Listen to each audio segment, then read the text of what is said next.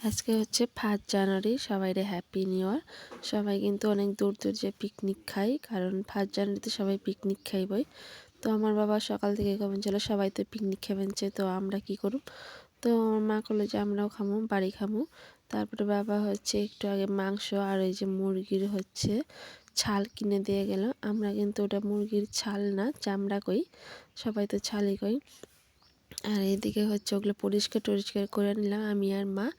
আর এদিকে আমি পেঁয়াজ রসুন ছুলবেন ছিলাম, আর মা ওইদিকে আবার ভাত রান্না করবেন ছিল আর আলুগুলো ভাজবেন ছিল। তো এদিকে আমার সমস্ত কিছু ছোলা টোলা শেষ। তারপর সন্ধ্যা হয়ে গেছিলো, আমি সন্ধ্যা দিবার গেছি। তারপর দেখি মার আলু ভাজা হয়ে গেছে, এদিকে পেঁয়াজগুলো ভাজবেন ছিল। এই যে পেঁয়াজগুলো ভাজা হয়ে অর্ধেক পেঁয়াজ আবার ওই চামড়ার মধ্যে তুলে রেখে দিল, আর মাংসগুলো দিয়ে দিল। মাছকে কিন্তু অন্যভাবে রান্না করলো, সমস্ত কিছু একসাথে দিয়ে দিয়ে। সবার রান্না কিন্তু এক না, অনেক রকমের অনেক রকমভাবে রান্না করে। আর এই যে তারপরে হচ্ছে দেখো একটু জল দিয়ে আলু দিয়ে এইটার একটু সিদ্ধ হবার নিয়ে দিয়েছিল। আর এই যে এখানে হচ্ছে কষে বেঞ্চে মার কিন্তু কষানো শেষ। তো আপনি শুকনো লঙ্কা দিয়ে দিল, আগে কাঁচা লঙ্কা বাটা দিয়েছিল অল্প, তাইতে খুব একটা শুকনো লঙ্কা দিল না, কারণ হচ্ছে আমি ঝাল খেয়ে পারুম না। আর এদিকে একটু কষানো মাংস তুলে দিল। তো কার কার কষানো মাংস খেতে ভালো লাগে কত, আমার কিন্তু খুবই ভালো লাগে। তারপরে যে দেখো এই জায়গায় ঝোল দিয়ে দিছে, মানে হচ্ছে জল দিয়ে দিছে, এরা হচ্ছে একটু কষাইবো। আর আজকে কিন্তু বেশি ঝোল করব না, একটু কষানো কষানো রাখবো। আর যেহেতু চুলায় রান্না করবেন ছে, আর এদিকে দেখো খুবই ধুমে বানছে। মাটির চুলায় রান্না করলে কিন্তু এইরকমই ধুমে টুমে হয়। আর তো একটু হাওয়া দিছিল, তো আমি তো ধুমে খাইতে খাইতে শেষ। আর এই যে এখন আমি কষানো মাংস খাইবেনছি, আর দেখবেন আমার চারিদিকে কীরকম ধোঁয়া উঠবেনছে। রান্না করলে তার উপর দিয়ে কিন্তু এরকম ধোঁয়া বেরোয়। আগে কিন্তু পোলট্রির মাংস রানলে আমি বসে থাকা পারতাম না, কারণ এটার এত গন্ধ করতো যে থাকাই পারতাম না। তবে আমি 8 মাস থেকে পোলট্রির মাংসটা খেয়ে পারবেনছি, আর চামড়াটাও খেয়ে পারবেনছি, নাহলে কিন্তু আগে এগুলো খেয়ে পারতাম না।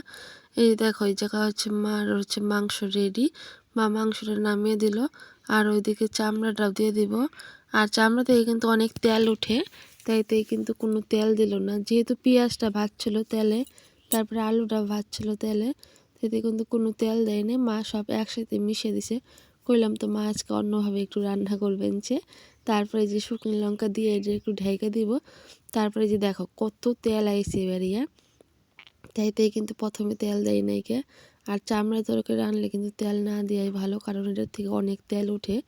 আর আরও যদি তেল দেয় তাহলে যেমন তেলে তেলে খাওয়া শেষ। তো এই যে দেখো আমাকে চামড়ার তরকারি রেডি, একটু জল দিয়ে দিল মা। আর আমি ওইদিকে আবার নাড়াচাড়া করবেন ছিলাম। আর দুইটা কিন্তু পাও আছে। তো দেখো খালি কালারটা হয়েছে কি, এই যে মাংস আর চামড়ার, আমার কাছে তো চামড়া কালারটা সবচেয়ে বেশি ভালো লাগবে, কি দেখে লোভ লাগবেন সেই চামড়ার তরকারি। তবে যারা চামড়া খায় তারা ওই কিন্তু লোভ লাগবো, আর যারা খায় না তারা কব এগুলো কী খায়। আর এই যে আমাকে সকালের হচ্ছে এটা বইতা শাক বাটা ছিল, আর এই যে লেবু, তো ওটা দিয়ে একটু খেয়ে নিলাম ভাত। তারপরে দেখো চামড়া দিল, এনে কিন্তু আমি মা আর বাবা খেয়েছিলাম। আমার দাদা বৌদি ছিল না, দাদা হচ্ছে পিকনিক খাইছিল আজকে, আর আমার বৌদি হচ্ছে তার মা বাড়ি গেছে, তাইতে আমরা তিনজনেই খেয়েছিলাম।